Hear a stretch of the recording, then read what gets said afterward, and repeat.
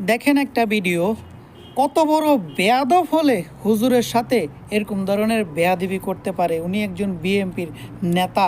আমি জানি না উনি কোন ধরনের নেতা, দল ওনাকে এই শিক্ষা দিয়েছে কি না যে একজন আলেমের সাথে কিভাবে ব্যবহার করতে হবে। ক্ষমতায় না থাকে যে অবস্থা উনি করতেছেন, ক্ষমতায় আসলেও ওনার অবস্থান কী হবে আপনারাই দেখে নেন। আচ্ছা, আমি বিএনপির নাম নিয়ে কোনো কথা বলেছি?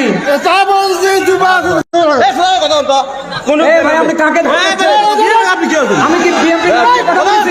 আপনি কথা বলেন, বলেন বলেন কথা বলেন কথা বলেন, আপনি কথা বলেন। আপনার সাহস তো কম না।